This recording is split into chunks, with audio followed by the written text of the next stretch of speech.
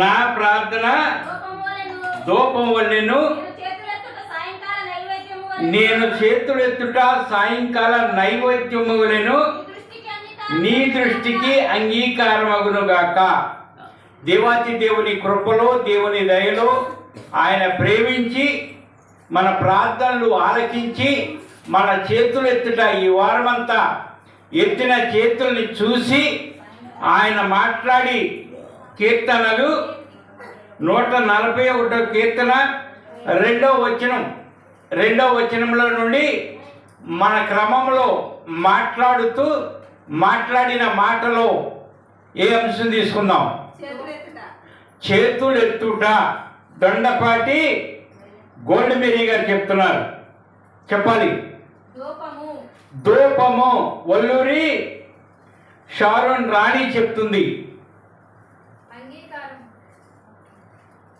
అంగీకారము నయనవరపు శాంతిరాణి చెప్తున్నారు. నైవేద్యము అని దొండపాటి ఆంధ్రీ గారు చెప్తున్నారు. చెప్పిందే మళ్ళీ చెప్పినా పర్వాలేదు.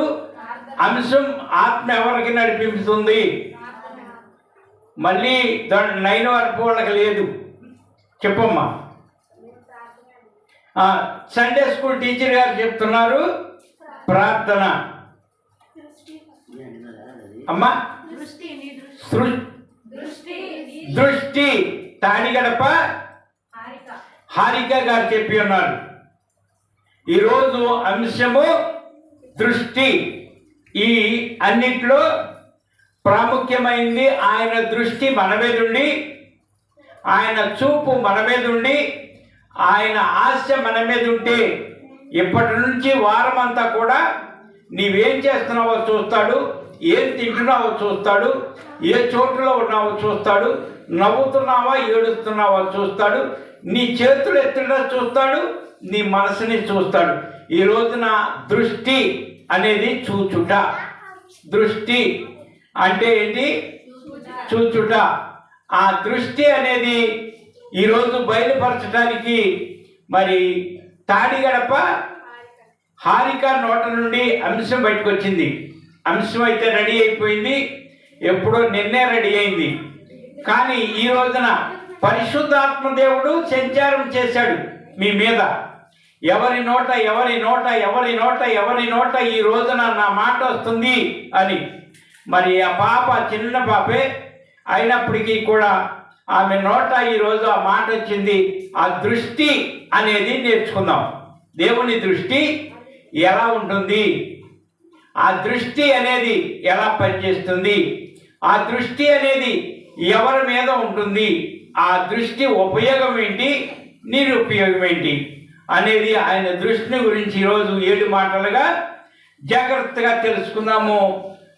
జాగ్రత్తగా తెలుసుకుని ఆయన దృష్టి ఎలా ఉంటుంది, ఆయన దృష్టిలో నుంచి ఏమేమి మాట్లాడుతున్నాడు, ఆ దృష్టి అనేది వివరణ ఎలాగుంది అంటే, మొట్టమొదటిగా నా ప్రార్థన ధూపం వల్లెను, నేను చేతులెత్తుట సాయంకాలపు నైవేద్యము వల్లెను నీ దృష్టికి అంగీకారమగునుగాక. ఎక్కడుండి చేస్తున్నాడు ప్రార్థన అనుకున్నారు? దావీదు గారు ఎక్కడుండి చేస్తున్నారు ఆ ప్రార్థన అంటే గృహలో, రాజ్యంలో ఉండి కాదు, గొర్రెల దగ్గర ఉండి కాదు, నవ్వుతూ కాదు, సంతోషంలో ఉండి కాదు, దుఃఖములో గృహలో ఉన్నాడు. ఒక రాజ్యానికి రాజు అవుతాడని ఒక రాజు ప్రకటించిన దాన్ని బట్టి దేవుడు తోడయ్యుండి గొలియాతుని చంపేసి అందరిలో సమాజంలో ఊరేగిస్తూ తీసుకెళ్ళినటువంటి రాజుగా ఉన్నటువంటి అతడు గృహలోకి చేరి భయముతో, అయ్యా నాయనా నేను గృహలో ఉన్నాను బాబు, నా ప్రార్థన నేను చేతులెత్తుట నీ దృష్టికి అంగీకారముగా ఉండాలి బాబు, అంగీకారముగా. అప్పుడే నీ దృష్టి నా మీద ఉంటే నేను బ్రతుకుతాను. ఈ రోజున ఎంతమంది చేస్తున్నారు ఆ ప్రార్థన? ఈ దృష్టి, నీ దృష్టి నా మీద ఉంది, నేను ఇలాంటి చోట్ల ఉండిపోయాను బాబు, నేను ఇలాంటి పాపంలో ఉండిపోయాను బాబు, ఇటువంటి పాపంలో నా భర్త ఉండిపోయాడు బాబు నిజంగా అని ప్రార్థన చేసేది ఎవరు? ఎంత ఇబ్బందులు ఉన్నాయా?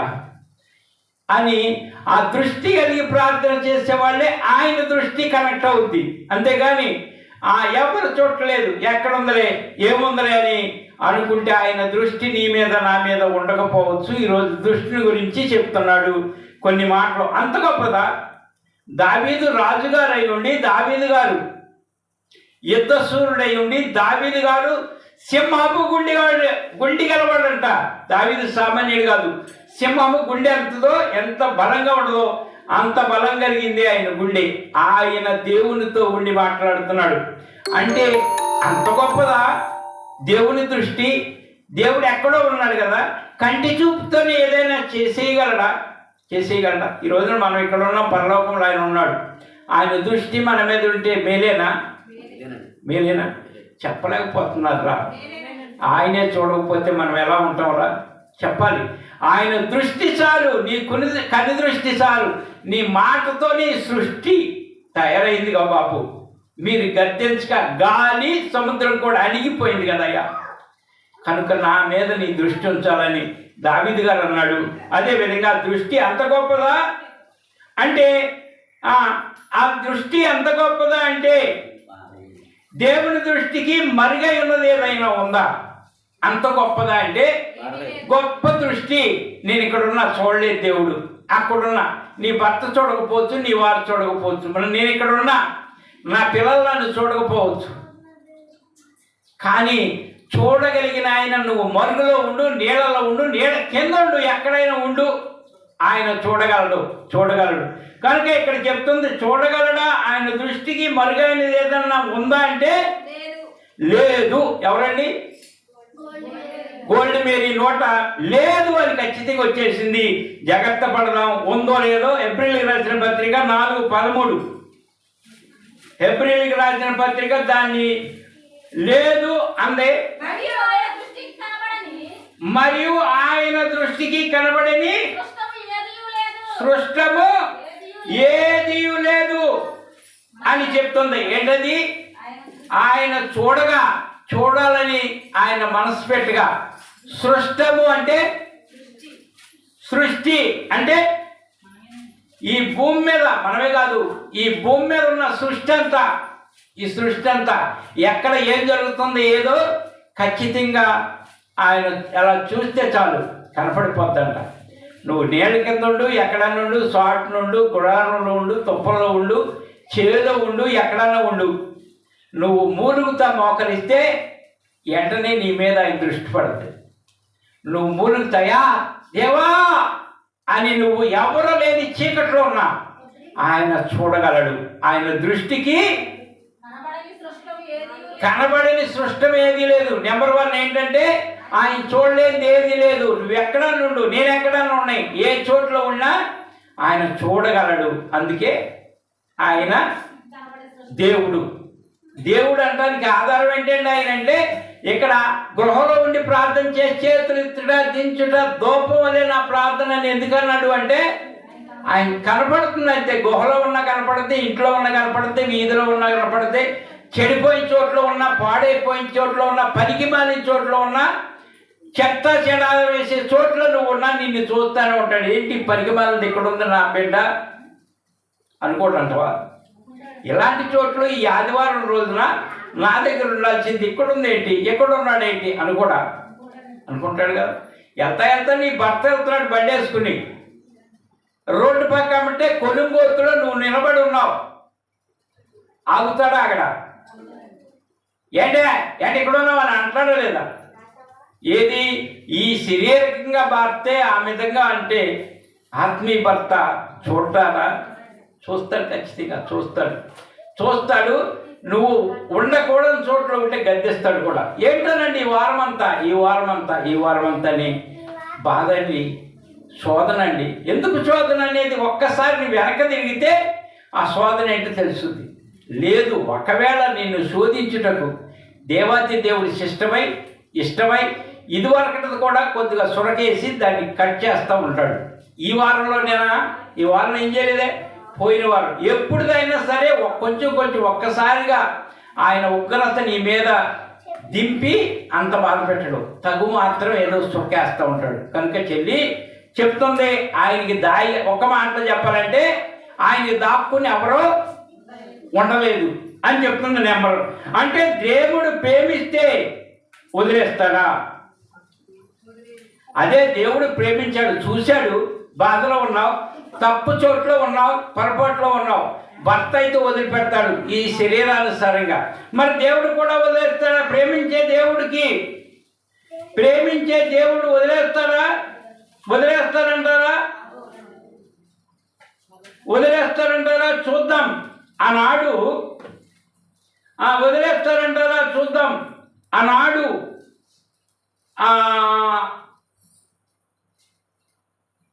ఆదాం గారి విషయంలో ఆయన చెప్పాడు. ఆదికాండం 2:17 ఏమని చెప్పాడు?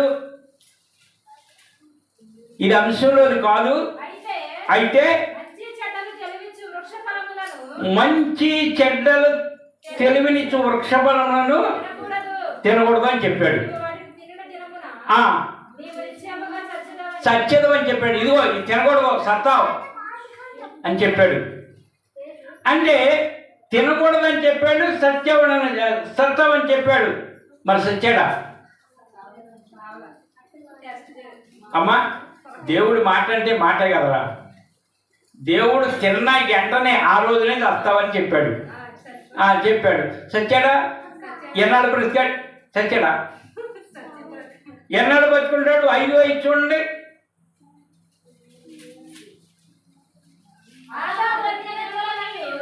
ఆదాము దినములన్నీ 937 బతికాడంట ఆదాం. తినంగానే సత్తావు అన్నాడు దేవుడు. అన్నాడా? అన్నా కానీ 937 బతికాడంటే ఏంటంటావు? దేవుని మాట తప్ప, లేకపోతే దేవుడు ప్రేమ అలాగే తీసుకెళ్ళిందా? ప్రేమ. మరి 9 వరకు శాంతి రాణి గారు ప్రేమ అలా తీసుకెళ్తుంది. మనకు కూడా ఉంటుందండి ప్రేమ అంటారు. ఇంకెవరైనా దేవుడు ఆజ్ఞాపించాడు, ఇది తినకూడదు, ఇది చేయకూడదు, తిన్నావా తినిన రోజునే సత్తావు అని చెప్పాడు. సావలే. కొంత మట్టికి దాన్ని సండే స్కూల్ టీచర్ కనుక ఎదటోళ్ళకి చెప్పాలి కనుక ఆమె ఆన్సర్ అనేది అక్కడికి తీసుకెళ్ళింది. చూద్దాం ఆ ఆన్సర్. మరి టీచర్ గారు చెప్పారంటే మీకు కూడా నమ్మకం కుదరాలి కదా. ఒకరోజు 1000 సంవత్సరాలతో సమానం. 1000 సంవత్సరాలు బతికాడా? 930. అంటే రోజు బతకడా? దేవుడు ఆజ్ఞ ప్రకారంగా తినాలే సస్తావు అన్నాడు. సత్యాడంటే సావలేదు, 930 సంవత్సరాలు బతికాడు అన్నాడు. మరి దేవుని దృష్టిలో 1000 సంవత్సరాలు ఒక్క దినమే, ఒక రోజు. 1000 సంవత్సరాలు పూర్తిగా బతికితే సంవత్సరం అంతా, అంటే ఆ రోజంతా బతికినట్లు లెక్క దేవుని దృష్టిలో.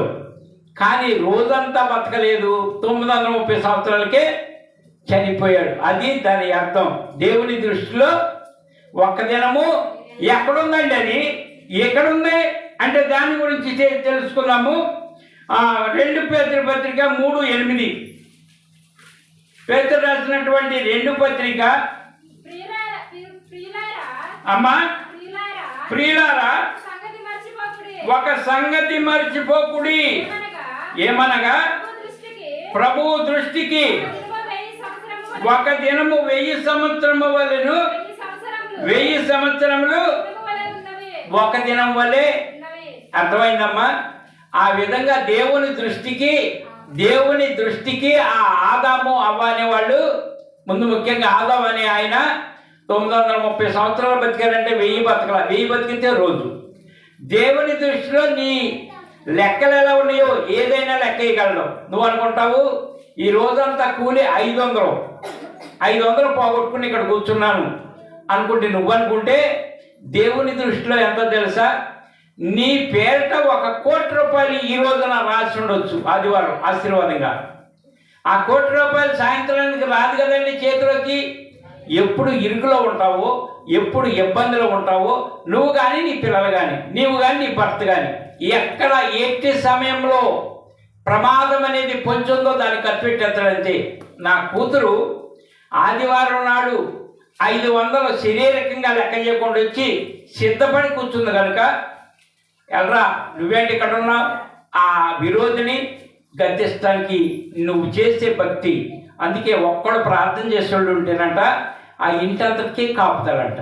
ఒక్కడే కదండి ఐగుప్తులో యోసేపు అనే భక్తుడి ద్వారాగా మరి ఆహారం సంవత్సరాలు కొలదిగా దాయబడి ఉంది. అలాగే నువ్వు చేసే ఒక్కదాని ప్రార్థన, నువ్వు చేసే భక్తి, నువ్వు వచ్చి కూర్చున్న దానిని బట్టి ఈరోజు ఆయన కూడా ఎంత లెక్కేస్తున్నాడు. 1కి 1000 అంట. నువ్వు అనుకుంటున్నావు 500 పోయింది అనుకుంటున్నావు నువ్వు. దేవుడు అలాంటి 1500 ఏమో 50 లక్షలు ఆయన నీ పేరుకి ఈరోజు రాస్తాడేమో. ఏంటి మా చేతికి రావట్లేదుగా, అదే కనుక నా చేతిలోకి వస్తే ఇంటి అప్పు తీర్చుకుంటానని ఒకడు, ఉన్న పూర్తిగా ఇల్లు కట్టుకుంటానని మరొకరు, అసలు పునాది కట్టేసుకుంటానని మరొకరు. కాదు నీకు ఆ విధంగా ఇస్తే మీ ఆయన చేతికి ఇస్తే ఎలాగా కోడి పందాల్లో పోగొడతాడో, మీ ఆయన చేతికి ఇస్తే లేదు దేనికన్నా వాడేస్తాడో ఆ విధంగా వాడతామని మనసులకు తెలుసు. మనుషులు అలా వాడతారని తెలుసుండే కదా ఎప్పటికప్పుడే దేవాతి దేవుడు కావలసిన వాటికి నాకు ఇచ్చుకుంటూ వచ్చాడు. నేను కూడా వారానికి వచ్చిన డబ్బుల్ని ఎంచుమించుగా దేవుని పేరట వాడినా అసలు ఏముంచుకొని ఆఖరికి అయిపోయింది. ఇవాళ రేపు లేదు ఎల్లుండి ఏమైనా వస్తాయేమో చేతిలోకి, దాన్ని ఖర్చు పెట్టడానికి ముందుగానే ప్లాన్ చేసి ఉంచుతా. ఎందుకంటే దేవుని పేరట, అంతేగాని నా సొంతానికి నేను ఇంచుమించుగా ఇప్పుడైతే ఆ దృష్టి అయితే నాకు లేదు. ఎందుకంటే దేవుడికి నాకున్న కనెక్ట్ బట్టి దేవుడికే భయపడుతూ ఆయన రాజ్యం కోసం, కొన్ని ఆత్మల కోసం ఆయన పాలేరు. నేనంతే ఆయన పాలేరుగా ఉండి ఆలోచన చేస్తున్నా. కనుక ఇక్కడ చెప్పుచున్నటువంటి మాటను బట్టి 50 లక్షలు అంట లెక్కేసుకుంటే. 1కి గంట కూర్చుంటే ఎన్ని గంటలు లెక్క? 1000 గంటలు. 1000 గంటలు వేసుకో, ఎన్ని రోజులు సరిపోద్దు. వారం అంతా 1 గంట కూర్చుంటే సరిపోద్ది. అంటే 1000 గంటలు నువ్వు కూర్చున్నట్టు. 2 గంటలు కూర్చుంటే 2000 గంటలు లెక్కేసుకో. ఒక పాట పాడితే ఆ సమయాన్ని 1000 పాటలు పడినట్టుగా కలుపుతాడు. ఈ రోజున మరి ఎన్ని పాటలు పాడావు, ఎంతసేపు ఉన్నావు? పాటలు అయిపోయాక వెళ్దామే, కూర్చోలేవు. పాటలు అయిపోయాక వెళ్దామే, అక్కడికి వెళ్తే అయ్యగారు ఏదో చెప్తూ ఉంటాడు. కాదు కూర్చున్న దానికి లెక్కేస్తాడంతే. ఆయన ఇచ్చేది ఏ ఆఫర్ అనేది ఎవరు భూమి మీద ఎవరు 1000 రెట్లు ఎవరన్నా ఇస్తారా? గంటకు 1000 రూపాయలు ఇస్తే 1000కి 1000 కలిపి 1,00,000 రూపాయలు ఎవరైనా ఇస్తారా? అట్లా ఇచ్చే మహానుభావుడు ఆయనంట.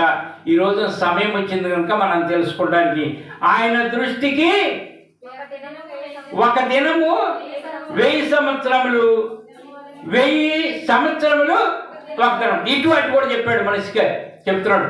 నెంబర్ 1 ఏంటంట, మరియు ఆయన దృష్టికి కనపడంది ఏమీ లేదు. నువ్వు అనుకుంటున్నావేమో. రెండవది, ఆయన దృష్టికి ఒక దినం 1000 సంవత్సరాలు, 1కి 1000 రెట్లు. మరి మూడోది, కొంతమంది ధర్మశాస్త్రాన్ని ఈ విధంగా పెట్టుకుని 1000 రెట్లు అన్నారు ఓకే అని ధర్మశాస్త్రాన్ని ముందు పెట్టుకుని అక్కడుండి చూసుకుంటా నేను ధర్మాన్ని చేస్తున్నా, ధర్మశాస్త్ర లెక్కల ప్రకారంగా నేను చేస్తున్నాను అనుకుంటా చెప్పుకునే వాళ్ళు ఉన్నారు లేదా? ఈ రోజున ధర్మశాస్త్ర లెక్కల ప్రకారంగా ధర్మాన్ని గురించి ఆనాటిది ఎత్తి ఈనాడు చూపించుకొని చేసేవాళ్ళు ఉన్నారు. దానిని గురించి కూడా కొద్దిగా తెలుసుకుందాం. అవునా? ఆయన దృష్టి అనేది తండ్రి అయిన దేవుడి దృష్టి, కుమారుడైన దేవుడి దృష్టి, పరిశుద్ధాత్మ దేవుడి దృష్టి వేరు కదండి, కానీ ఒక్కడే. ఆయన అప్పుడులో తండ్రి దృష్టిగా ఉన్నది, రెండవదిగా కుమారుని దృష్టిగా ఉంది, ఇప్పుడు పరిశుద్ధాత్మ దృష్టిగా ఉంది. మరి ధర్మశాస్త్రం మట్టుకే నాకు చాలు అనుకునే వాళ్ళు ఉన్నారు. దానిని ఎత్తి అపోస్తులుడైన పౌలు గారు రోమా సంఘానికి ఒక మాట చెప్తున్నాడు. ఓ రోమా సంఘమా అని ఎప్పుడో పాత నిబంధన గురించి ఎత్తి, ధర్మశాస్త్రాన్ని గురించి ఎత్తి చెప్తున్నాడు. రోమా పత్రిక 3వ అధ్యాయం ఏం చెప్తున్నాడు చూద్దాం. రోమా పత్రిక 3వ అధ్యాయం 3:20 వచనం. ఏలయనగా ధర్మశాస్త్ర సంబంధమైన క్రియల మూలముగా ఏ మనుష్యుడును ఆయన దృష్టికి నీతిమంతుడని చేస్తబట్టంట. చూడండి, ధర్మశాస్త్ర లెక్కల ప్రకారంగా నేను చేస్తున్నాను కదండి. ఆనాడు కోడిని కోసారు, గొర్రెను కోసారు, మేకపోతులు కోసారు, పిట్టను కోసారు, ఏదేదో కోసారు. ఆనాడు ధర్మశాస్త్రంలో ఉన్న కనుక దాన్ని పట్టిస్తా. నేను పాపం అంతా చేస్తా, పాపాలు గోల్డెన్ చేస్తా. సంవత్సరానికి ఒకసారి పెద్ద కూట పెట్టి 4 పోతులు కోసి, ఏది ఆ ధర్మశాస్త్రం లెక్కల ప్రకారంగా 4 పోతులు కోసి పరిశుద్ధ బిడ్డలకి భోజనాలు పెట్టి పాస్టర్లకు యాకేసి వాక్యం చెప్పిస్తారు. కుదురుతా? అదే ఇక్కడ చెప్తున్నాడు. ఇది పాత నిబంధనలో ఉన్నదే, దాని గురించే ఇక్కడ చెప్తుంది, దాని గురించే వివరిస్తున్నాడు. ఏలయనగా ధర్మశాస్త్ర సంబంధమైన క్రియల మూలముగా ఏ మనుష్యుడును ఆయన దృష్టికి నీతిమంతుడని తీర్చబడడు. ధర్మశాస్త్రము వలన పాపమనగా ఎట్టిదో. అంటే ఏంటి ధర్మశాస్త్రం? ఎందుకు ధర్మశాస్త్రం అంటే దాని క్రియలు మూలముగా ఆ విధంగా చేసుకుంటే దేవుడు నీతిమంతుడిగా ఎంచడంతే. ఎందుకని ఆనాడు అయిపోయింది. పాత నిబంధన కాలంలో తెలిసి తెలియని కాలంలో ఏదో ధర్మశాస్త్రంకి ఇలా ఉండాలని చెప్పిన కాలంలో చేశారు, ఓకే. ఈ రోజున ఆ విధంగా మీరు చేయొద్దు. ఆనాడు బలైని చాలా పశువులు, గొడ్లు, ఇలాంటి గొర్రెలు, ఇలాంటి పశువులు బలైపోయినాయి. కానీ ఇప్పుడు అలా కాదు. నేనే బలయ్యా మీకోసం, పవిత్ర రక్తాన్ని కార్చా, పరిశుద్ధ రక్తాన్ని కార్చా. కనుక ఆ చోటుకి నేను వెళ్తా, ఆ విధంగానే నేను వెళ్తానంటే అది కుదరదు అని చెప్తుంది. దాని గురించే ఇక్కడ చెప్తున్నటువంటి మాట, దాని గురించే వివరించుతున్నటువంటి మాట. 2:13 ఏం చెప్తుంది? ధర్మశాస్త్రమును వినువారు దేవుని దృష్టికి నీతిమంతులు కారు గాని ధర్మశాస్త్రాన్ని అనుసరించు ప్రవర్తించువారే నీతిమంతులుగా. అంటే ధర్మశాస్త్రాన్ని తీసేమంటలా. అంటే వాక్యం అనేది విని నేను అక్కడే కాదు, నేను ఇంకెదరికెళ్తేనే నీతిమంతుడు. ధర్మశాస్త్రం కాడే ఆగిపోతా, పాత నిబంధన కాడే ఆగిపోతా, అక్కడ ఉన్నాయి మట్టుకే చేస్తా, కొత్త నిబంధన నాకు సంబంధం లేదంటే దానిని బట్టే కొత్త నిబంధన అనేది వచ్చింది. ఆ నిబంధనకు కర్త ఎవరై ఉన్నారంటే ప్రభు అయిన యేసుక్రీస్తు. ఆ యేసుక్రీస్తును అందుకు రావాలి, అవునా? ఇప్పుడు చెప్తుంది ఏంటంటే ఆయన దృష్టికి అని చెప్పి కొంతమంది ధర్మశాస్త్రం ఆగిపోయి ఆ శాస్త్రం చెప్పిన వాటికి చేసుకుంటూ వెళ్తున్నారు. కానీ దానికి అంటి పట్టుకుని ఉన్నటువంటి గ్రంథం కొత్త నిబంధన, దానికి జతపరచబడినటువంటి గ్రంథం క్రొత్త నిబంధన. ఆ క్రొత్త నిబంధన దగ్గరికి రాలేక కొంతమంది వాళ్ళకి నచ్చినట్లుగా, వాళ్ళకు ఉపయోగకరంగా, వాళ్ళకు అనుగుణంగా ఉన్న దాన్ని చేసుకుంటూ ధర్మశాస్త్రం దగ్గర ఉన్నారు. కానీ ఇక్కడ దేవుడు అన్నాడు, ధర్మశాస్త్రం అంట, ధర్మశాస్త్రాన్ని ఇంటే సరిపోదు కానీ అనుసరించేవారిని ప్రవర్తన అనేది ఉండాలి. దాన్ని దృష్టిస్తాడు. ప్రవర్తన అంటే అనుసరించేవారు ఎవరు? దాన్ని అనుసరించింది ఎవరమ్మా అంటే ధర్మశాస్త్రాన్ని అనుసరించింది ఎవరు అమ్మా? అనుసరించింది. సరే మరి కోపంగా చూడమండి. ఏది ఏమైనప్పటికీ దాన్ని అనుసరించిన వారి దగ్గరికి వెళ్దాం. హెబ్రీయులకు రాసిన పత్రిక అనుసరించింది ఎవరో చూద్దాం. హెబ్రీయులకు రాసిన పత్రిక అధ్యాయము 13:20. గొర్రెల గొప్ప కాపరి అయిన యేసు అను మన ప్రభువును నిత్యమైన నిబంధన సంబంధమగు రక్తమును బట్టి మృతులలో నుండి లేపిన సమాధానకర్తయగు దేవుడు యేసుక్రీస్తు ద్వారా తన దృష్టికి అనుకూలమైన దానిని మనలో జరిగించు ప్రతి మంచి విషయంలోనూ తన చిత్త ప్రకారం చేయుటకు మిమ్మును సిద్ధపరచును గాక. చాలండి, ఇక్కడే చెప్తున్నాడు. అంటే ధర్మశాస్త్రాన్ని అనుసరించింది ఎవరు? యేసుక్రీస్తు. ఆయన దగ్గరికి అంటే ధర్మశాస్త్రాన్ని క్రియల మూలంగా కాకుండా ధర్మశాస్త్రాన్ని అనుసరించి చేసింది ఎవరంటే మన ప్రభు అయినా. దాన్ని కొట్టేయడానికి రాలా, దాన్ని నెరవేర్చి అంటే ఆ బలి యాగాన్ని కొట్టేలా తండ్రి అయిన దేవుడు నిర్మించింది. మోషే గారి ద్వారా జరిగినటువంటి ఆ చిష్టాన్ని అవన్నిటినీ కొట్టేయడానికి రాలా, కానీ నెరవేర్చి కొట్టేశాడు ఆయన. అందుకే కదా రక్తం లేకుండానే ఆయన ఏమన్నా మాయల మంత్రాలు చేసేమి మనిషి ప్రాణాన్ని, మన ప్రాణాలను రక్షించుకోలేదురా. స్వయంగా సొంత రక్తాన్ని ఇచ్చేసి ఆయన ప్రాణాన్ని పెట్టి ఆ ధర్మశాస్త్రాన్ని నెరవేర్చి కొట్టేశాడు. ఇప్పుడు ఎక్కడికి రావాలి మనం? నెరవేర్పులకు రావాలి. ఆ నెరవేర్పు ఎక్కడ జరుగుతుంది? కొత్త నిబంధనలో జరుగుతుంది. ఆ కొత్త నిబంధనలో దృష్టించేది ఎవరు? మన ప్రభు అయిన యేసుక్రీస్తు. అర్థమవుతుంది కదా పాఠం? దానిని బట్టే ఇక్కడ చెప్తున్నాడు, గొర్రెల గొప్ప కాపరి అయిన యేసు అను మన ప్రభువును నిత్యమైన నిబంధన సంబంధము రక్తమును బట్టి మృతులలో నుండి లేపిన సమాధానకర్తయగు దేవుడు యేసు క్రీస్తు ద్వారా తన దృష్టికి అనుకూలమైన దానిని మనలో జరిగిస్తున్నాడా? దేవునికి మన ప్రభు అయిన యేసు క్రీస్తుకి అనుకూలమైనదే జరిగిస్తున్నాడా, ప్రతికూలమైనది జరిగిస్తున్నాడా? ఈ రోజున ఆదివారంగా ఆరాధించుకుంటున్నామంటే ఆయన చెప్పినట్టుగానే చేసుకుంటూ వెళ్తున్నాం కదా. అది ఆయనకు అనుకూలమైనది కనుక ఇక్కడ జరుగుతుంది. అందుకే మనము ఆయన పేరిట ఉన్నాము. ఆయన దృష్టి ఖచ్చితంగా మన మీద ఉంటుందని మనం ఏం చేయాలంటే భయపడాలి. నువ్వు ఎక్కడన్నా ఉండు, భర్తకు దూరంగా ఉండు, భార్యకు దూరంగా ఉండు, తల్లిదండ్రులకు దూరంగా ఉండు, పిల్లలు కానీ ఎవరైనా సరే ఎవరికి భయపడాలి? అది ఇంటోళ్ళు చూడకపోవచ్చు, ఇంటి పక్క వాళ్ళు చూడకపోవచ్చు, ఎవరో చూడలేదని కాముకి వెళ్ళిపోయి నీ పన్ను చేసి వస్తే చూసే ఆయన ఒకడు ఉన్నారు లేరా?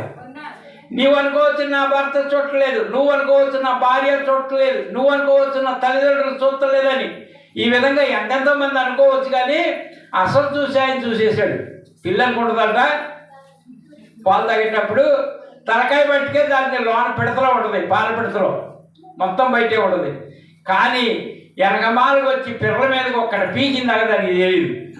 అదేవిధంగా దేవుడు కూడా మనం చూసేస్తున్నాడు, ఎక్కడున్నా చూస్తున్నాడు. అందుకే ఇక్కడ చెప్తున్నాడు, ఆ చూసే ఆయన మిమ్మల్ని సరియత్తకే ఆదివారం ఆయన చూసే ఆయన దగ్గరికి రండి.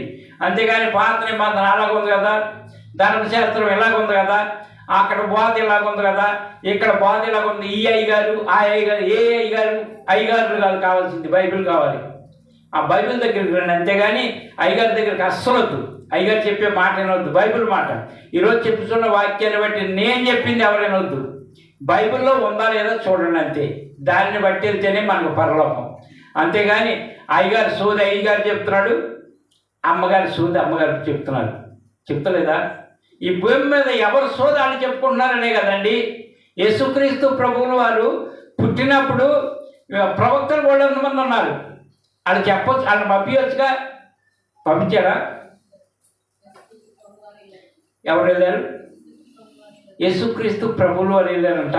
మరి రాణి గారు చెప్తున్నారు. కానీ వెళ్ళింది ఆయన చూపించడానికి బయలుదేరింది ఏంటంటే సృష్టిలో ఒక నక్షత్రానికి భేదాలు ఏమి ఉండవు. ఉంటే రాజుగారి దగ్గరికి వెళ్ళంగానే ఆ జ్ఞానులు అదే నీ బోటాడు నా బోటాడు అక్కడికి వెళ్ళు అని తైకి మనకు అలిగి వచ్చేసేస్తాం. అవునా కదా?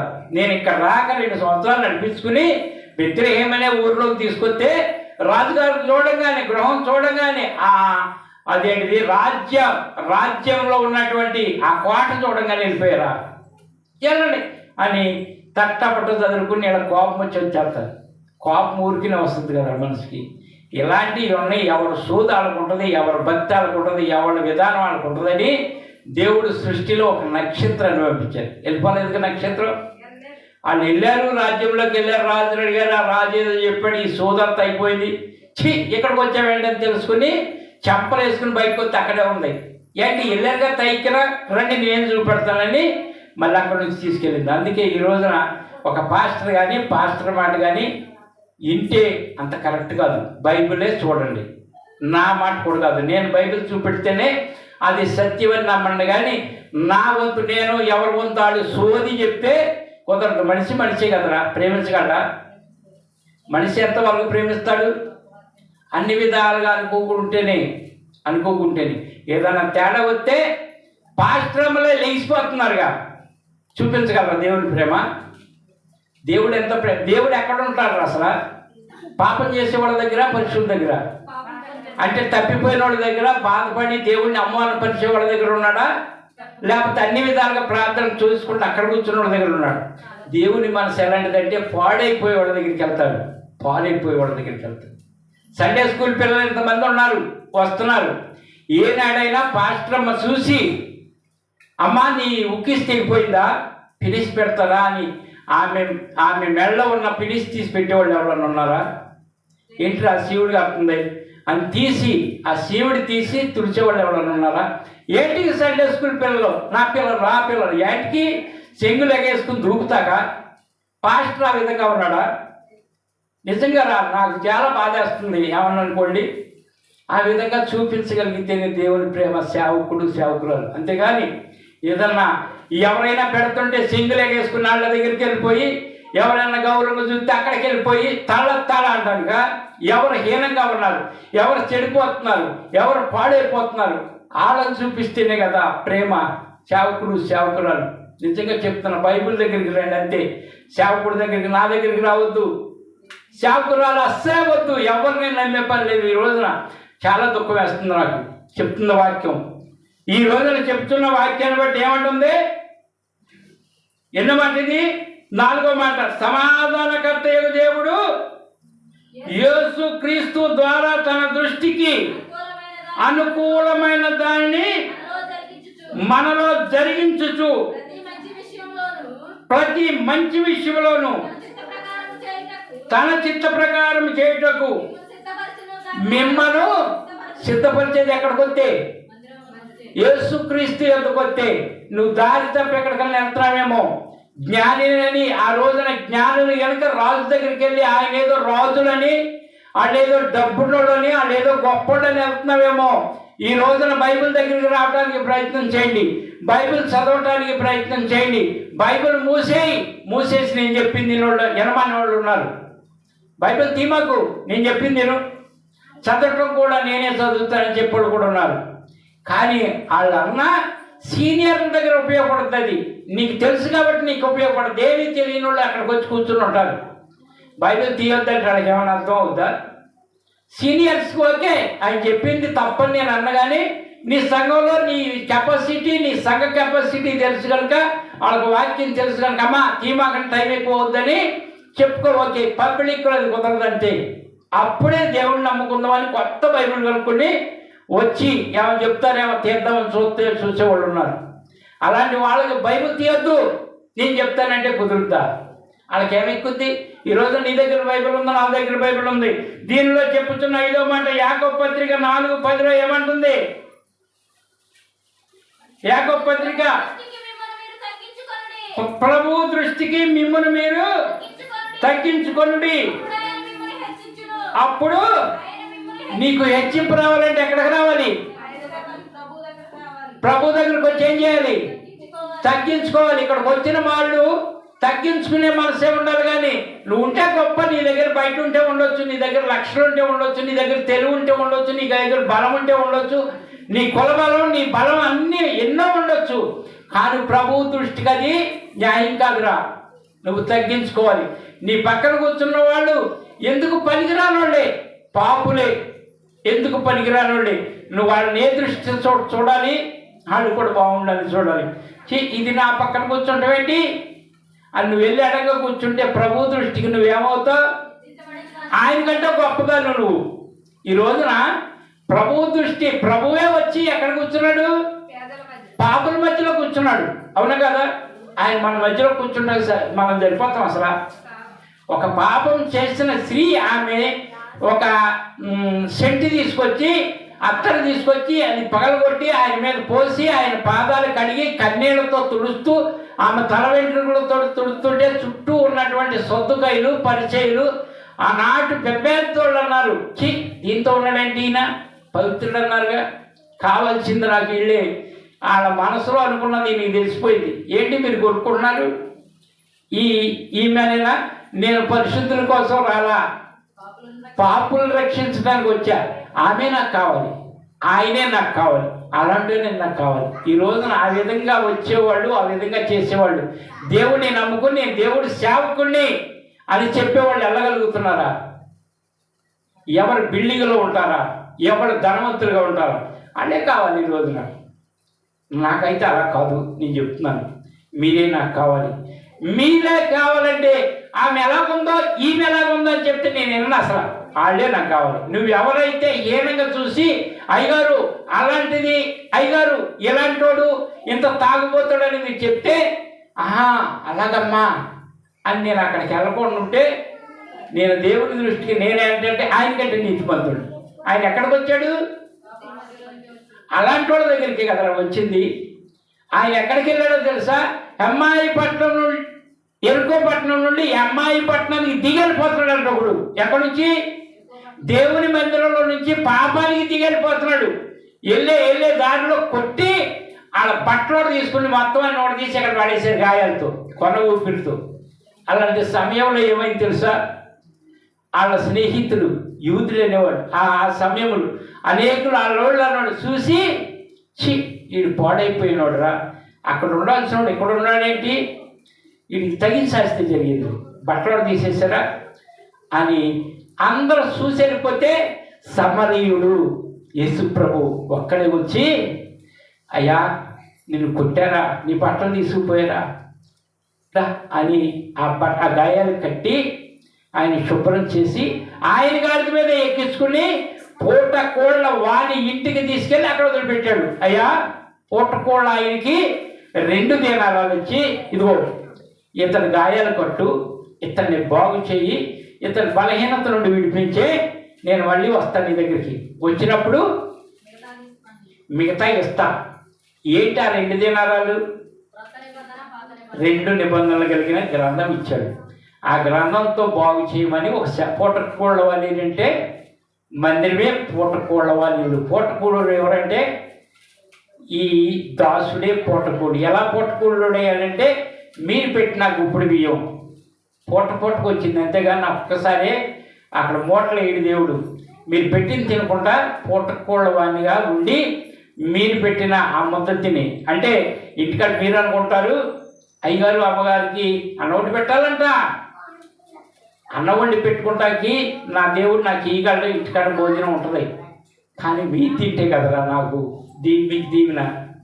మీరేం తింటున్నారో నాకు తెలవాలంటే, మీరు తినే దాంట్లో పచ్చడి వేసిన, పచ్చిపులుసు పోసిన అది తింటే, కోట బియ్యం పెడితే అది తింటే, వీళ్ళు కోట బియ్యం తింటున్నారట, అయ్యా ఒకసారి కనికరించు, నేను ప్రార్థన చేయాలి కదా, అయ్యా పచ్చడి తింటున్నారు, అయ్యా పిల్లలతో ఉన్నారు, ఇవన్నీ నాకు తెలవాలంటే మీరేం చేస్తారు తెలుసు? అయ్యగారికి అమ్మగారు కానీ చన్నటి బియ్యం తీసుకొచ్చి, ఆ రోజు మట్టికి కోడి తీసుకొచ్చి వండి పెడితే, అబ్బో వీళ్ళు ఎంత బాగా సన్నబియ్యం తింటారు అనుకుంటుంది అమ్మగారు. సన్నబియ్యమే, అసలు మీరు తినేది లావు బియ్యమే. కానీ మీరు తినే బియ్యం పెట్టండి, ఎప్పుడు మాకు వేదిక ఉండదు. మీరు ఏది తింటున్నారో అదే పెట్టండి. ప్రత్యేకంగా పాస్టర్ అని, ప్రత్యేకంగా అయ్యగారు అని మాత్రం పెడితే మటుకి దేవుడు చూస్తున్నారు రా, నేను చెప్తున్నా బలిపీఠం దగ్గర ఉండి. నేనైతే అలా కోరుకుంటా, మీరు ఏది తింటే అదే పెట్టండి నాకు, అప్పుడే నాకు తెలుస్తుంది, అప్పుడే నా ప్రార్థన వస్తుంది. అంతేగాని నాకు ప్రత్యేకమైన తిండి పెట్టి ప్రత్యేకంగా ఉంచితే అనారోగ్యం పాలైపోతానంతే. నేను ఆరోగ్యంగా ఉండాల్సిందే. నా దేవుడికి నాకు కనెక్షన్ ఉంది. ఏనాడైనా సరే ఫోన్ చేసి అయ్యగారు బాగున్నారంటే, ఏనాడైనా, ఇప్పుడు ఇక్కడ దగ్గరికి 8-10 సంవత్సరాల దగ్గర పైన అయింది, ఏనాడైనా నాకు ఇది బాగోలేదని ఏనాడని చెప్పినా, నేను చెప్పకపోయినా నా పిల్లలు నా కోసం ప్రార్థన చేస్తారు. నాకు తెలుసు, ప్రార్థన చేయండి నాకు బాగోలేదని చెప్పవసరంలా, నేను అసలు చెప్పను కూడా. నా పిల్లలకి నీకు మాకున్న సంబంధం అలా ఉండాలి. నా తండ్రి అలా ఉన్నాడు, ముసలోడు ఎక్కడున్నాడు అని నీ ప్రార్థన స్టార్టింగ్లోనే రాత్రి ఒక తలిసి ప్రార్థన చేస్తుంది. నాకు చాలా సంతోషం వేసింది. కానీ అది పబ్లిక్లో అవసరం లేదు, నీ సొంత ప్రార్థన. 100 ఏళ్ళు బతికిచ్చాయా, నేను అనుకున్న సేవకుడిని పంపించారు బాబు, ఆ సేవకుడు మనసు మాకు తగినట్లుగా ఉందయ్యా. ఎక్కడో ఒకడు ఉంటారు అలాంటి సేవకుడు, ఎక్కడో ఒకడు ఉంటారు, ఆ ఒక్కడిని మాకు పంపించామని ఆమె ప్రార్థన చేస్తుంది. ఇటు ప్రార్థన సంతోషంగా ఉంది, కానీ పబ్లిక్లో అలా అవసరం లేదు నాకు. ప్రార్థనలో ఎప్పుడైనా మీరు చేసేటప్పుడు మీకు మనసొత్తేనే ప్రార్థనలోకి రావాలి. అంతేగాని ప్రార్థన ప్రత్యేకంగా నా కోసం చేయమని మాత్రం నా ప్రార్థన నేను చేసుకో, నన్ను అయితే విడిపించగలడు నా దేవుడు. నాకు ఆయనకున్న కనెక్షన్లో నన్ను ఎప్పుడు కూడా ఎలా ఉంచుతాడో అలా ఉంచుతాడు. అంతే. కొడతాడా? కొట్టాలి. జబ్బు రావాలా? రావాలి. ఆయనకి ఇష్టమైతే ఆనాడు అపోస్తులైన పౌలు గారిని అన్నాడు కదా, ఆ ముళ్ళు నీకు ఉన్నాయి అన్నాడు లేదా? ముళ్ళు సేవకుడికి ఉందంటే సరిచేస్తున్నాడు. ఎక్కడికన్నా పెచ్చరిస్తాడేమో, ఎక్కడైనా తప్పిపోతాడేమోనని ఎప్పటికప్పుడే సేవకుడిని వంచితేనే ఆనాడు ఉంచకపోతే ఈనాడు ఆ విధంగా ఉండదు. దాని గురించి చెప్తుంది వాక్యం. కనుక ఇక్కడ చెప్తున్నటువంటి మాట, ప్రభువు దృష్టికి మిమ్మల్ని మీరు తగ్గించుకొని అప్పుడు ఆయన హెచ్చిస్తాడు. ఈ రోజున హెచ్చింపలేదంటే తగ్గించుకుంటున్నా ఎవరికి వాళ్ళే నేను గొప్ప అబ్బో పెరిగిపోతుందంటే తగ్గించుకో. నీ భర్త విషయంలో నువ్వు తగ్గించుకో, నీ భార్య విషయంలో నువ్వు తగ్గించుకో, నీ తల్లిదండ్రుల విషయంలో మీరు తగ్గించుకోండి. అప్పుడు నీకు గౌరవం, నీ ఇంటికి గౌరవం. ఆ విధంగా చెప్తుంది ఈరోజు వాక్యం. దాని గురించి చెప్తుంది. తిన్నమాట 5వ మాట. 6వ మాట, తగ్గించుకున్న వారు చేసేది ఏంటి? 6వ మాట, తగ్గించుకున్న వారు చేసేది ఏంటి? 1 తిమోతికి రాసిన పత్రిక 1 తిమోతికి రాసిన పత్రిక అధ్యాయము 2-3 వచనం. ఇది మంచిదియు మన రక్షకుడకు దేవుని దృష్టికి అనుకూలమైనదియు నై ఉన్నది. చూడండి ఇక్కడ చెప్తుంది ఇది మంచిది. ఏది? అది అక్కడికి రండి. ఇది మంచిది అంటే ఏది అంటే తగ్గించుకుంటాం మంచిది. గొడవను పెంచితే మంచిదా? గొడవను పెంచితే మంచిదేంట్రా? తగ్గించుకుంటాం అంటే ఏంటి? ఒక మాటలో చెప్పనా, నీ దగ్గర ఉన్నది, నీలో ఉన్నది ఏదన్నా ఒకవేళ తప్పు జారిపోయినా పోనీ దేవుడే చూసుకుంటాడంటేనే. చిన్న చీపురు కట్టబోతేనే బాగా ఎత్తిపోతల పథకంలో పెట్టి ఆళ్ళని ఏనంటే అంత కరెక్ట్ కాదు. చాలామంది మందిరంలో డబ్బు పోయింది, కాళ్ళు చూసుకునే గోలు పోయింది. ఇయ్యంట్రా దరిద్రం అసలు. ఏం కొని పెట్టలేవో? కొన్నాయి దేవుడు కదా, నువ్వేం తీసుకొచ్చి అక్కడ పెడితే పోయినాయా? ఎవరో ఇచ్చిన దాన్ని పోయింది తీసుకున్నారు. ఎవరో సోదరుని వెళ్ళి ఎవడు పట్టుకెళ్ళినప్పుడు నీ ప్రేమేది? దేవుడు అట్లా అనుకుంటే నువ్వు అసలు ఇక్కడికి వస్తావా? నువ్వు అసలు ఈ మందిరంలో ఉండగలవా? దేవుడే ఇలాంటి పనికి మాలితే నాకు వద్దు అని వదిలేస్తే మన మందిరంలో రాగలవా? నేనున్నా ఎంతో పాపం చేసి పాపంలో కూరుకుపోయి ఎక్కడో ఉన్నా. అటువంటి వాడు అవసరం ఆయనకి? నిజంగా చూసుకోండి, నీ దృష్టిలో నీ ఎవరిలో చూసుకుంటే అవసరమా? ఆడు కాపుతాడు బాబు లాంటి డిగ్రీ చదివాడు తీసుకొచ్చి ఇక్కడ సేవకుడిగా పెడతాడు. చక్కగా నైపుణ్యంగా పాటలు పాడతారు, నైపుణ్యంగా మీకు అన్ని చక్కగా నవ్వించుకుంటా కవ్వించుకుంటా చెప్తారు. అవన్నీ కాకుండా మామూలుగా నార్మల్గా ఉండని సచ్చోడి బ్రతికి తీసుకొచ్చి ఇక్కడ నిలబెట్టాడు. అంతే. నిలబెట్టినప్పటి నుంచి కూడా నాకు తెలుసు ఇక్కడ వచ్చిన కాడి నుంచి ఏం జరుగుతుందో, ఏం జరిగిందో, ఎవరెంత చేశారో, ఎవరు ఎలాంటి వాళ్ళో నాకు తెలుసు. నా దేవుడికి తెలుసు, తర్వాత నాకు తెలుసు. తెలీదా? నాకు టీఏ ఇచ్చారు, మంచినీళ్ళే ఇచ్చారు, ఇక్కడ సిమెంటే కలిపారు, గోల్డే కట్టారు, స్థలమే ఇచ్చారు, కప్పే వేశారు, ఇవన్నీ నాకు తెలుసు. తెలియని వాళ్ళు వచ్చేసి ఇవాళ పెత్తనం చేసేస్తారంటే సరిపోతా ఏంటి? నాకు తెలుసుగా ఎవడాలంటే వాడు తెలకుండా. అంత మూర్ఖుడికి అయితే దేవుడు అప్పచెప్తాడా? అంత తెలివి తక్కువ అంత అన్యాయంగా జీవించేవాడిని అయితే నాకు ఇస్తాడా? ఎప్పుడు నాకు లాంటి వాళ్ళు మరి కొప్పలగూడెంలో క్రీస్తు సువార్త సహవాసంలో చాలామంది ఉన్నారు. కొంతమంది ఈ రోజుకి నాకంటే ముందు 20 సంవత్సరాల ముందు నుంచి సేవ కోసం చూసేవాళ్ళు ఉన్నారు. వాళ్ళకి లేకుండా నాకు ఇచ్చారంటే నేనే దరిద్రుడినై ఉండే, నేనే చేతగాడునై ఉంటే ఇస్తాడా? ఆ మాత్రం తెలియకుండా మూర్ఖంగా ప్రవర్తించేవాళ్ళు అంటే నాకు కడుపు మండిపోతుంది. నాకు తెలియదా? ఎవరెలాగో ఇక్కడికి వచ్చిన పిల్లలు ఎంత చేశారు, పెద్దోళ్ళు ఎంత చేశారు, వీళ్ళు ఎంత చేశారు, ఇక్కడ నాకు తెలియదురా. నాకు ఎవరు ముగ్ధాలను పెట్టారు, ఎవరు మంచినీళ్ళు ఇచ్చారు, ఎవరు పట్టించుకున్నారు. ఈ మందిరం కట్టేటప్పుడు కానీ, ఇక్కడికి వచ్చి గుడారం వేసేటప్పుడు కానీ, చిన్న వానొత్తి రాను అనే వాళ్ళకి సిగ్గు ఉండాలి కదా. బురద పడిపోద్ది నాకు, నీళ్లు రోడ్డు మీద గోతులు ఉన్నాయి, ఇలాంటి అనే వాళ్ళకి ఈ రోజున మాట్లాడటానికి కత్తి బుద్ధి ఉండాలి కదా. ఏంటి రా చూసింది ఏంటి? నిజంగా నాకు నిజంగా కడుపు మండిపోతుంది. మరి ఆత్మ మీద నుంచి ఈ విధంగా దేవుని పేరిటే మాట్లాడుతున్నాను కానీ నా సొంతంగా అయితే మాట్లాడతా. ఎందుకో తెలుసా, నా దేవుడు ఇక్కడ కూర్చోబెట్టిన కాడి నుంచి నాకు ఇక్కడ ఉన్న ఎవరు ఎలాంటి వాళ్ళు నాకు తెలుసు. కానీ చాలామంది అనుకుంటారు అయ్యగారికి ఏం తెలియదు అనుకుంటారు. మొత్తం తెలుసురా. తెలిసినప్పటికీ కూడా ఎవరికి ఎంత గౌరవం ఉండాలో తెలిసినప్పటికి కూడా వీళ్ళు మంచోళ్ళు కాదు, అయినా నాకు హాలిడే కావాలి. వీళ్ళు నన్ను ఎడం చేశారు, అయినా నాకు హాలిడే కావాలి. దేవుడికి కావాలనుకోలేదా? వదిలేసాడా? దేవుడు అలా వదిలేసుకుంటే మనం ఎందుకుంటావురా? చెప్తున్న వాక్యం ఇక్కడ ఏం చేయాలంటే ఇక్కడ ఇది మంచిది. ఏది తగ్గించుకుంటాం మంచిది. పోతే పోయింది. దేవుని పేరిట సేవకుడు కానీ సేవకురాలు కానీ దేవుని మందిరంలో ఉండి పరిచయం చేసుకుంటూ ఉండేవాళ్ళు ఎవరిని చూసైనా వాళ్ళు నన్ను అన్నారా అని అనుకుంటాం కాదు, కానీ నన్ను అన్నారా, ఓ నాయన నన్ను అన్నావా అని వాళ్ళ దగ్గరికి వెళ్ళటం. చిన్న పిల్లల మనస్తత్వం, తల్లిదండ్రుల మనస్తత్వం. ఈ రోజున ఆంధ్రీ గారు ఉన్నారు, వాళ్ళ మనవడు ఇప్పుడు రామయ్యన్న ముద్దు మనడు రే తాత అన్నాడు అనుకో, ఎండ్రా నన్ను ఏరా అంటామని వెళ్తాడా, ముద్దుగా అదే దగ్గరికి వెళ్తాడు. ఇప్పుడు స్వామికి పుట్టే మనవడు తప్పటడుగులాడే ఆ ఎత్త ఆంధ్రీ గారిని ఒరే తాత అన్నాడు, బాధపడతాడా సంతోషపడతాడా?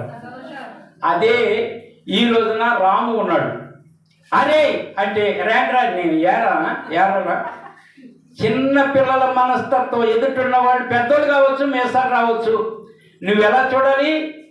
అది తల్లి, అది తండ్రి. అంతేగాని అంతది నన్ను అంటదా, ఎంతదైనా కానీ పిల్లే అనుకుంటే ఆత్మీయ తల్లి నా దృష్టిలో. అయితే వాళ్ళు ఎంత చూడన్నా కానీ పిల్లలే ఈ చోట్ల ఉన్నోళ్ళు పెద్ద మేసాలు రాని ధర్మయ్య గారితో సాహిత్యంగా నాకు పిల్లోడి కింద లెక్క. ఆయన ఒకవేళ ఏదన్నా బలహీనతలో ఉన్నప్పుడు నేను అనుకుంటా అయ్యో పాపం, అందుకని చీచి అనుకునేది నీ మనస్తత్వం, అయ్యో పాపం అనుకునేది నా మనస్తత్వం. ఆ మనస్తత్వమే దేవుడు. అది నాకు ఇచ్చాడు కనుక నన్ను చూసుకుంటాడు. అనారోగ్యంగా ఉన్నాడు, వారం అంతా బాగోలేదు, ఇవన్నీ వద్దు. అనారోగ్యంగా ఉంచాలో ఆరోగ్యంగా ఉంచాలో నా బాబుకి తెలుసు. ఒకవేళ ఆయన ఉంచాలంటే ఉంటా, ఆయన వద్దులంటే మానేస్తాను. ఆయన చేతిలో ఉన్నాను కానీ నేను ఆయన దృష్టి ఖచ్చితంగా నా మీద ఉందంటే నేనేం చేస్తున్నాను, ఏం మాట్లాడుతున్నాను, ఏ ఆలోచన కలిగి ఉన్నానో ఆయనకి తెలుసు. అంతే ఆయనకి తెలుసు కనుక ఇక్కడ చెప్తున్నటువంటి మాటను బట్టి 6వ మాట ఏమంటే ఇది మంచిది. ఏది తగ్గించుకుంటాం మంచిది మన రక్షకుడకు దేవుని దృష్టికి అనుకూలమైనది. జాగ్రత్త, ఎవరైనా సరే సంఘంలో కావచ్చు బయట కావచ్చు, నీ దృష్టికి తగ్గించుకుంటే మంచిది. దేవుని మందిరానికంటే నేను గొప్ప, దేవుని సేవకుడి కంటే నేను గొప్ప, ఆ వాక్యాని కంటే నేను గొప్ప, అక్కడ జరిగేది కంటే నేను గొప్ప అనేది గొప్ప కానే కాదు. దేవుడు అనే ఆయన ఉన్నాడు, దృష్టిస్తున్నాడు, చూస్తున్నాడు కనుక జాగ్రత్త అని చెప్తుంది. దాన్ని బట్టి చివరికి జరిగేదేంటి? ఆఖరిగా చివరికి జరిగేదేంటి? మొదటి పేతురు పత్రిక చివరికి జరిగేది ఏంటో చూద్దాం. ఇవన్నీ చెప్పుకుంటా ఏంటి అయ్యగారు మరి వాక్యంలో చివరికి జరిగేది ఏంటండి అంటే మొదటి పేతురు పత్రిక 3:4 సాధువైనట్టు మృదువైనట్టునైనా గుణమును అక్షయ అలంకారము గల మీ హృదయపు అంతరంగ స్వభావము మీకు అలంకారముగా ఉండవలెను. అది దేవుని దృష్టికి మిక్కుల విలువగలది. ఎలా ఉండాలి? దేవుని స్వభావం ధరించుకోండి, దేవుని వాక్యాన్ని ధరించుకోండి, దేవుని మాటను ధరించుకోండి. అంతేగాని బయట ఎన్నెన్నో చూపెడుతుంటారు. ఈ రోజున టీవీ ముందు కూర్చున్న సెల్ల పట్టుకున్న బోళ్ళని చూపెడుతున్నాయి. ఆ చూపించే యాక్ట్లో వాక్యం కూడా చూపెడుతున్నారు. ఆ వాక్యంలో కూడా మీకు అనుకూలమైనవి చూపెడుతున్నారు. అనుకూలమైనవి చూపించి వాళ్ళకు అనుకూలంగా మనిషి వాక్యాన్ని కూడా చెప్తున్నారు.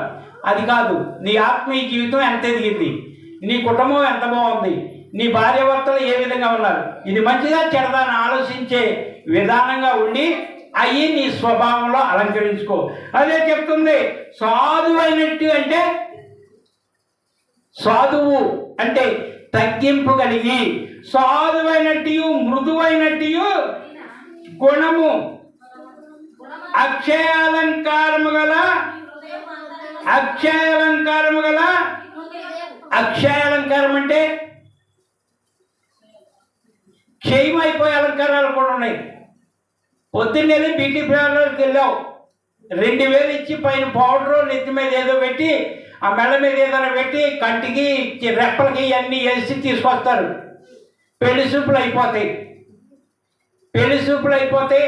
ఈ మధ్యలో ఎందుకో ఇటు వెళ్తా ఆ పెళ్లి చూపులు చూసుకున్నవాడు మా అత్తగారికి మొన్నే చూపులు అయినాయి కదా ఒకసారి అని కనపడేద్దాం అని ఆ ప్రేమతో చోట్లోకి వచ్చాడు. ఈ అమ్మాయి రెప్పలదంతా పోయింది, బొగ్గలదంతా పోయింది, నెత్తి మీద పోయింది, భుజాలతో పోయింది, ఈ పెదాలతో పోయింది, ఈ కేవి లేదు, కోతి మొహంలాగా ఉంది. చూసి ఉలుక్కుపడ్డాడు. అలా ఉండొద్దు దేవుళ్ళు, అలా ఉండొద్దు. నీ అలంకారం అనేది లోన ఉండాలి, అది బయటికి విరుస్తూ ఉండాలి, ఉపకాలు బయటికి. అంతేగాని దేవుని దృష్టిలో కూడా ఎక్కడో చూపులకి వెళ్ళినట్టుగా చేయమాకండి. భక్తి విషయంలో నీ అంతరంగ స్వభావం దాని గురించే చెప్తున్నాడు. అక్షయాలంకారము గల క్షయమైపోయి ఉన్నాయి.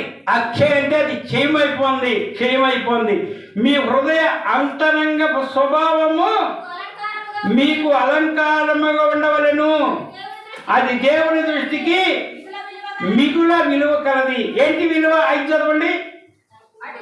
అటువలే పూర్వము దేవుని ఆశ్రయించిన పరిశుద్ధ స్త్రీలు తన స్వపురుషులకు లోబడి ఉండుట చేత తమ్మును తాము అలంకరించుకొనిది.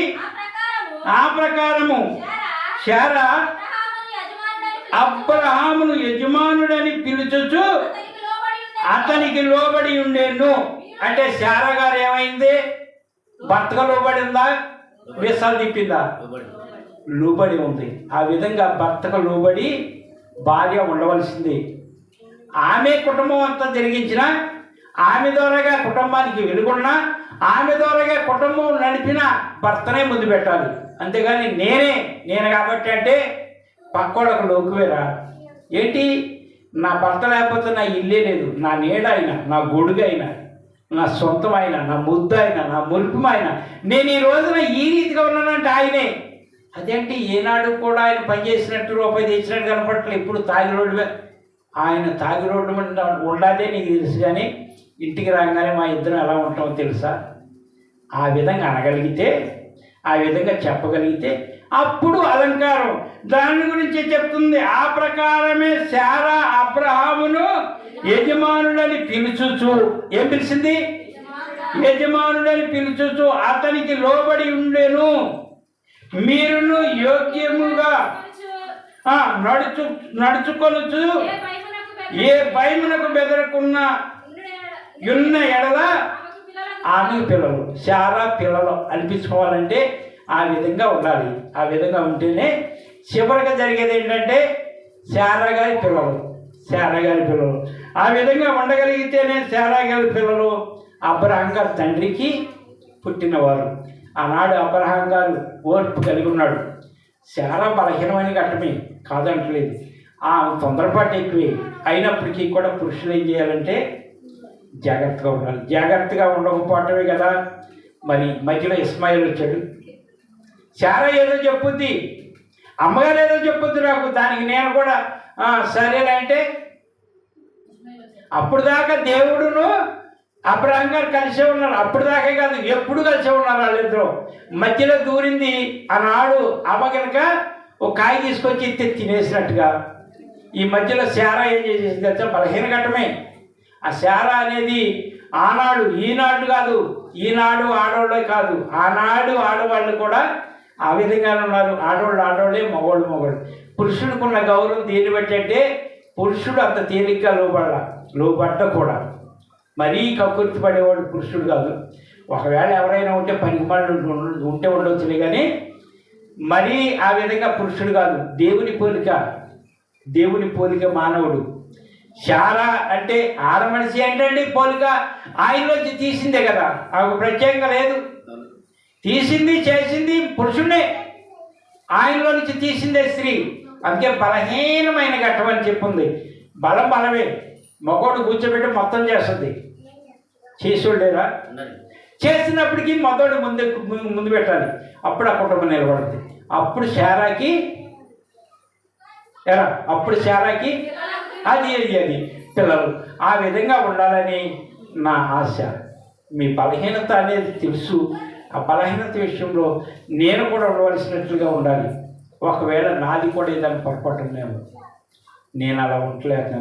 మీరు ఏదైనా ఎప్పుడైనా అయ్యగారు ఇది అని చెప్తే నేను కొన్ని మట్టుకే తీసుకుంటాను. అన్నీ తీసుకుంటలేదు అయ్యగారు అనుకోవద్దు. నాకంటే దేవునితో కనెక్షన్ ఒకటి ఉంది. అయ్యగారు ఎన్ని చెప్పినాయి భయపెట్టడు, సరిచేయడు. పిల్లల్ని ఎలాగైనా అల్లరి చేస్తున్నారు. అయ్యగారు ఇట్లా, ఈ అయ్యగారు. నేను కూడా ఒకానొక రోజు వస్తుంది. అప్పుడే నేను ఎంత పెంచాను? 5 సంవత్సరాల్లో పిల్లడికి వచ్చేస్తాయి అన్నీ. 5 సంవత్సరాల్లో పిల్లడికి వచ్చేస్తాయి అంటారా? స్కూల్లోనే సరిగా ఉండడు కదా. మరి నేను కూడా అంతే అనుకుంటాను. నా పిల్లలకి ఇంకా వయసు రాలా, గద్దించే వయసు నాకు ఇంకా రాలా. నేను అంతవరకు పెంచలేదని నేను అనుకుంటాను. కొంతమంది ఎంతవే చెప్పేయి, ఆజ్ఞలు పెట్టాలన్నా చెప్పాలన్నా నా ప్రభువు నాకు చెప్పాలి. నా తెలియకుండా ఉంచడం. నా ప్రభువు నీడలో నేను ఉన్నా, ఆయన మాట వినుకుంటూ ఉన్నా. అది మట్టికి సత్యం. దాన్ని గ్రహించండి. మీరైనా ఎవరైనా ఈ చోట్లు ఒకరికొకరు గొడవ వేసుకుంటాం కాదు కానీ నాతో చెప్పండి. అంతేగాని మీరు ఒకరికొకరికి విరోధం అవ్వద్దు. నేను ఎలా చెప్పుకోవాలో నా పిల్లలకు తెలుసు, ఎలా పెంచుకోవాలో నా పిల్లలకు తెలుసు. కనుక ఆ విధమైన దాంట్లో తలదోర్చొద్దు. ఆ విధంగా మాట్లాడి మీరు విరోధం అవ్వద్దురా. ఇన్ని కుటుంబాలు ఉన్నాయి. కుటుంబాలందరినీ ప్రేమించండి అంతే. మీ ప్రేమకు లోపడకపోతే నాతో చెప్పండి, నేను కూడా ప్రేమిస్తూనే ఉన్నా. ఆ విధంగా ఉందాం. ఈ కొద్ది మాటలు దేవుడు దీవించును గాక. ఆమేన్.